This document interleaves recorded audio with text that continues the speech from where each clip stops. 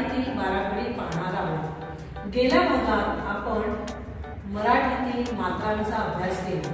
त्या मात्रा अक्षराला कशा लावल्या जातात आणि बाराखडी कशी तयार होते हे आज आपण पाहणार आहोत। तुम्ही पाहत असाल की मी वर सगळे स्वर लिहिले आहेत, अ ते आहा स्वर लिहिलेले आहेत आणि त्या स्वरांचे चिन्ह मी त्याखाली लिहिलेले आहे। प्रत्येक स्वराखाली त्या स्वराचे चिन्ह मी लिहिलेले आहे। त्याचप्रमाणे तुम्हाला मी क ची बाराखडी देखील लिहून दाखवली आहे। पण या क ला मी मात्रा देताना कशा दिल्या आहेत हे आपण आता समजून घेणार आहोत आणि त्याप्रमाणे तुम्हाला पुढील बाराखडी लिहायची आहे। आता पहा क या अक्षराला आपण असेच लिहिले आहे। याचा अर्थ आपण शिकलो आहोत की अ या अक्षराची कोणतीही मात्रा नसते। त्यामुळे व्यंजनामध्ये येणारे क ते ज्ञ या अक्षरांना कुठलीही मात्रा आपण देणार नाही आहोत। म्हणजेच मूळ अक्षराला कोणतीही अ ची मात्रा देत नाही। आता क ला आ ची मात्रा, क ला आ ची मात्रा, ही मात्रा आ ची मात्रा आपण एक उभी रेषा क च्या पुढे दिली आहे। क ला आ ची मात्रा का, क ला ई ची मात्रा की, क ला ई ची मात्रा की। ई ची मात्रा ही अक्षराच्या आधी दिली जाते। क ला ई ची मात्रा की, क ला ई ची मात्रा की, ही मात्रा अक्षराच्या पुढे दिली जाते। क ला उ ची मात्रा, क ला उ ची मात्रा, क ला उ ची मात्रा उ, ही मात्रा अक्षराच्या खाली दिली जाते।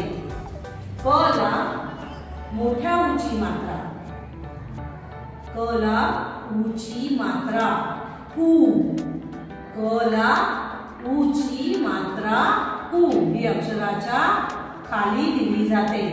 क ला ए ची मात्रा, क ला ए ची मात्रा के, क ला ए ची मात्रा के, क ला ऐ ची मात्रा कै, क ला ऐ ची मात्रा कै, क ला ओ ची मात्रा को, क ला ओ ची मात्रा को।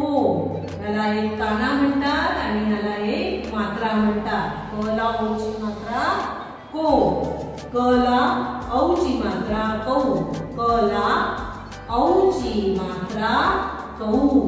या दोन्ही मात्रा अक्षरांच्या पुढे लिहिल्या जातात। एक काना दोन मात्रा ही औ ची मात्रा आहे। क ला अम ची मात्रा कम, क ला अम ची मात्रा कम, क ला ही मात्रा अक्षराच्या वर दिली जाते। क ला अहा ची मात्रा कहा, क ला अहा ची मात्रा कहा। याप्रमाणे आपण एक एक अक्षराला मात्रा देऊन मात्रांचा अभ्यास करायचा आहे। जसे आता तुम्ही क लिहिले तर क ला अ ची मात्रा लिहिताना तुम्ही ज्ञ पर्यंतच्या अक्षरांना तसेच लिहायचे।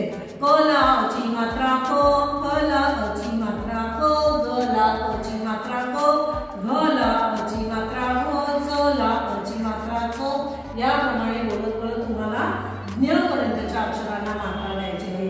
त्याचप्रमाणे पुढील मात्रांचा सराव देखील तुम्हाला तसाच करायचा असेल। जसे क ला आ ची मात्रा का, क ला आ ची मात्रा का, ग ला आ ची मात्रा गा, घ ला आ ची मात्रा घा, च ला आ ची मात्रा चा, छ ला आ ची मात्रा छा। याप्रमाणे तुम्ही एक एक मात्रांचा अभ्यास करायचा आहे आणि या संपूर्ण मात्रा तुम्ही लिहून काढायच्या आहेत। म्हणजे तुम्हाला बाराखडी लिहिणे सोपे जाईल आणि म्हणणे देखील सोपे जाईल। आता पुन्हा आपण एकदा बाराखडी सरळ सरळ वाचूया। जसे क का, की की, कु कू, के कै, को कौ, कम